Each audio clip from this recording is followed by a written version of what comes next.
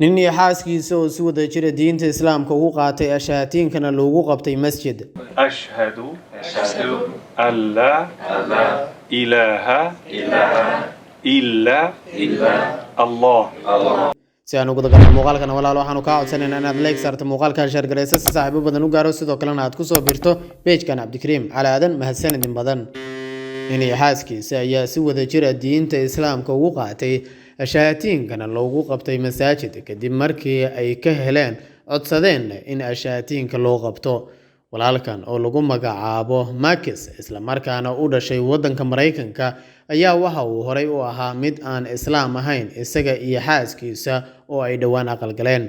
Marcus ayaa waxa uu sheegay in markii hore uu ku wareeray diintii oo horay uu u haystay ee Kirishtaanka isla markaana uu ku qanci waayay waxyaabaha Baybalka iyo wadaadada gaaladu ka aaminsan yihiin aakhiro iyo Ilaahay iyo caabudidda sanamyo ay Ilaahay ku sheegaan oo aan waxba taraynin.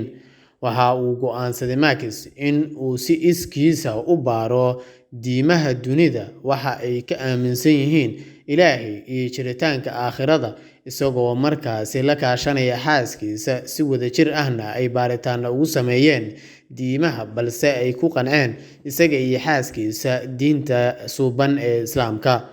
waxa uu sheegay in isaga iyo saaxiibtiisu ay barteen dad badan oo Islaam ah iyagoo dadkaasi iyo saaxiibo Muslim ah oo ay lahaayeen ay ka kaashadeen wax ka weydiinta diinta Islaamka iyagoo markii dambe lagu xiray masjid iyo xarun lagu barto diinta Islaamka iyo shareecada Islaamka. sidoo kale waxay sheegeen in su'aalo badan oo ay qabeen oo horay wadaado diimo kala haysta ay ka qanciyeen culimada Muslimka ah ee lagu soo xiriiriyay markii ay labadoodu tashteen isaga iyo xaaskiisu ay go'aansadeen in ay qaataan diinteena suuban ee Islaamka oo sidaas ay Muslim ku noqdaan.